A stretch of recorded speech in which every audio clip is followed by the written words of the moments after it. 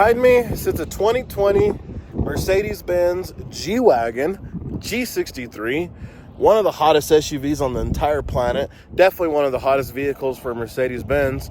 We're going to check it out.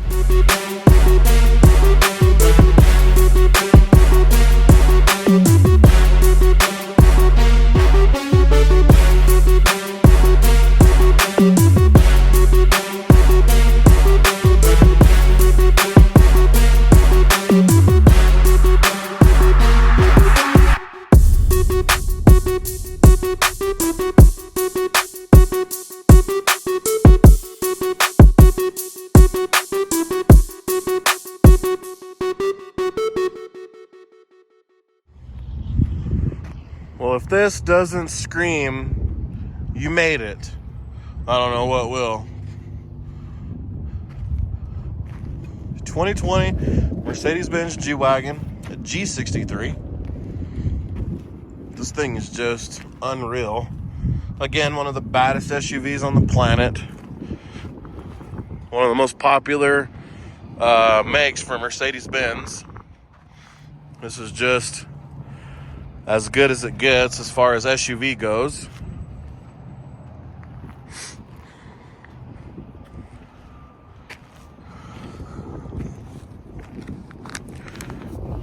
Couple of pointers here, you know the deal. 5-passenger SUV. Again, arguably one of the baddest SUVs on the planet.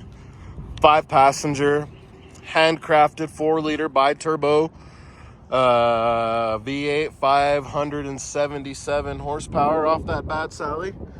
627 foot-pounds of torque.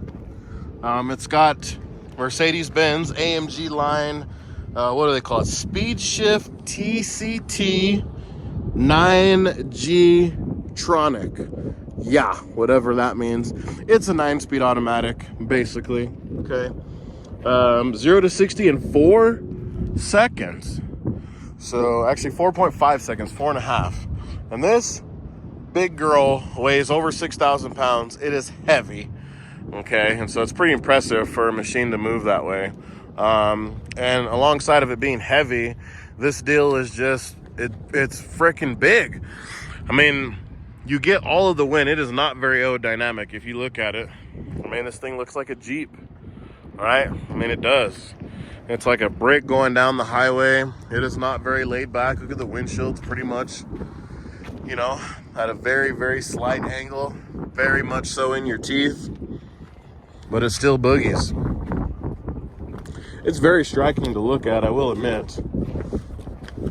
Sorry about the wind. You guys know the deal. Top secret test facility.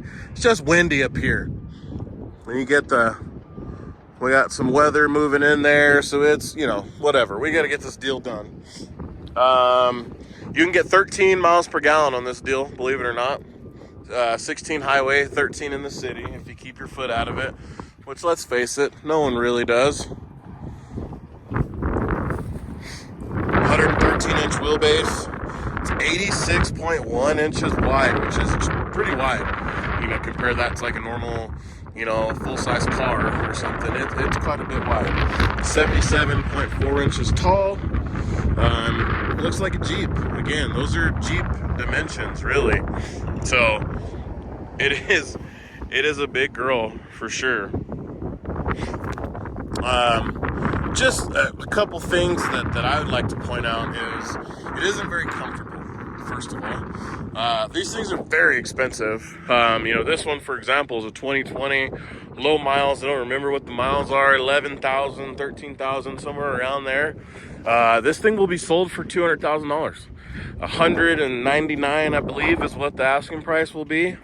I mean, goodness, $200,000 SUV. I mean, there you go. Enough said, really. 20-inch 10-spoke wheels. One of my favorite wheel designs for Mercedes-Benz. You got the massive AMG brakes, 6-piston caliper brakes, slotted rotors. Look, this is always cool. I do look this. Look how the side exhaust comes down into your side pipes here. One of the coolest sounding cars on the planet, I guarantee you. The AMG design, so you can get a G-Wagon and a G500, right? And it will not have the big motor in it with the big power, obviously. But there is some styling features that I think just make this unit. So it just gives it, visual muscle, if that makes any sense. So, starting with the front, more airflow in there for the intercooler, as you can see. That mesh grill just breathes really well. The fender walls and fender flares are designed for more airflow. As you can see, the exhaust peeking out there. And it does just make it stand a lot more aggressive. It makes it look a hell of a lot more aggressive. It really does. Also, too, for 2020, 2020 on, basically, the interior has been redesigned. The exterior has been redesigned a little bit. They use very few parts from the older ones, and I believe that generation ended in 2017 or 18, if I'm not mistaken. So this new redesign has just bumped the G-Wagons up that much more. And in my opinion, I think they look a heck of a lot better. You have the Matrix LED headlights up front. They changed the push bar bumper. This is iconic to G-Wagon, but before you have this whole, thing everywhere. And it wasn't the prettiest thing in the world to look at, in my opinion. Take one more quick walk around in it before we get you inside.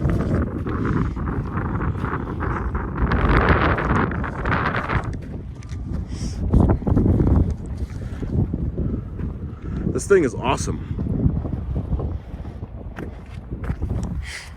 The iconic spare tire in the back, that really gives it the whole Jeep vibes.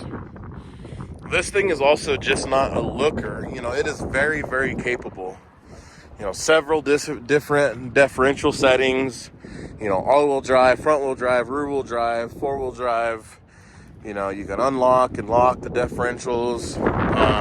That's huge. You can't really do that in any other vehicle except a Jeep. So if you want to get to the trails in style and in power, this is for you. Granted, with the price you'll pay for this, you could probably buy 3 Jeeps, but you won't look as nice getting there. Let's take a look inside, shall we?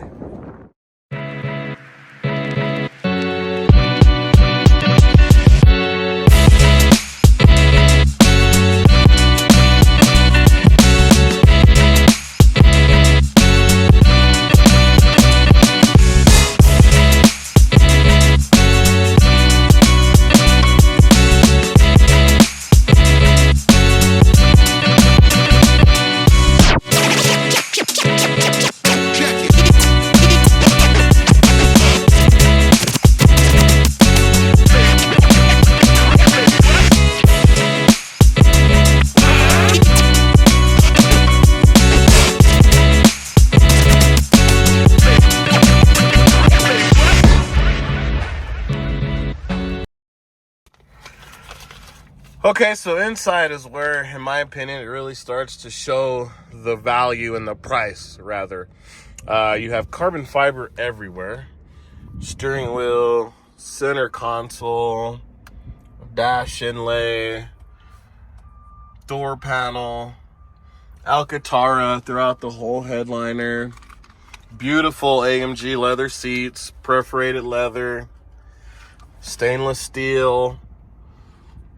You as soon as you get in here, it feels expensive, let me just tell you. Another thing too to point out, this thing is just so well put together. It is like driving a very expensive tank. I don't know if you'll grasp this in the video, but just listen to how solid these doors shut. Hang on. Did you hear that? Almost like a vault door, That's what I can describe it to you the best. Let's hear it again. That's amazing to me. We'll get in here and bust her off. One thing I will like to point out is this massive screen.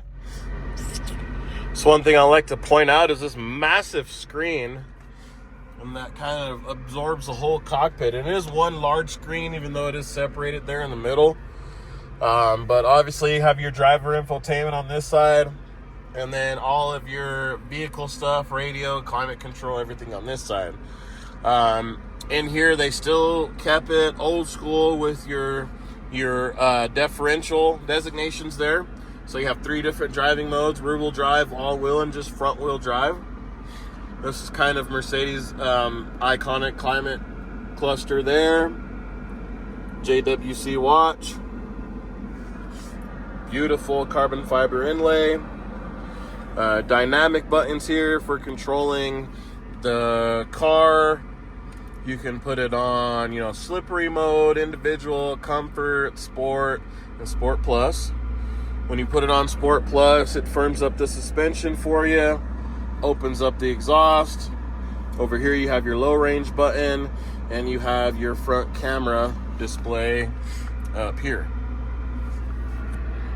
Okay.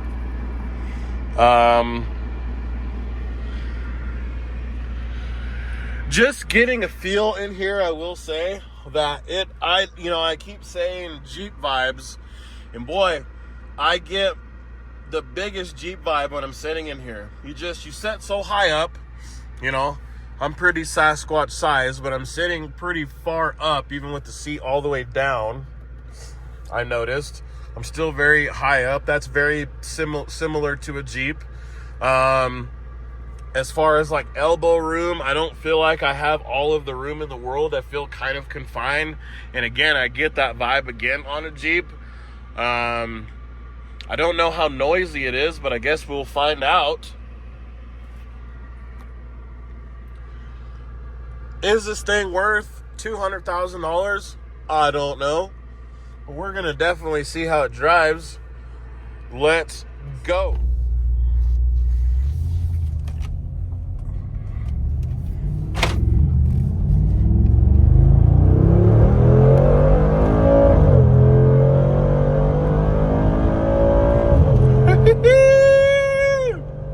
Goodness.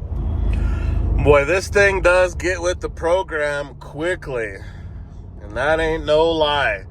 It was full tilt boogie there real quick, and you felt it for sure. You do feel the weight though. It is kind of heavy, so you do feel it. But once it gets rolling, this thing is moving for sure. Goodness. All right, one more time from a 35 roll. Let's see. Go. Ah!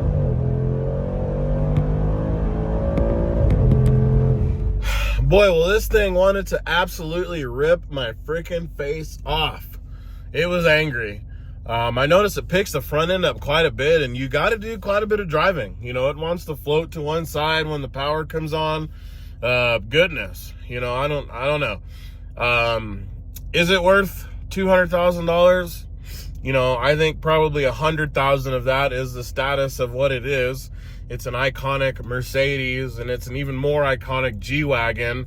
Dare I say it's worth $200,000 because the name does mean something. It does have some value. It very well be. It is not for me. I will say that. It is just, I always want something different, and G-wagons have become this elusive thing that it's just a status symbol no matter what. And to me, if I wanted a fast Jeep, I would just buy a basic Jeep and build it, or buy a Hellcat Jeep or something. I don't know. But it is very nice. It's definitely got all of the Mercedes gadgets and stuff, and the Mercedes vibes. But I get too many Jeep vibes in here. Just too many Jeep vibes for me.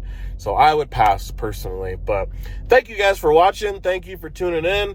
Have a very special car for you here coming up in a couple weeks. Stay tuned. Thank you so much. We'll see you real soon.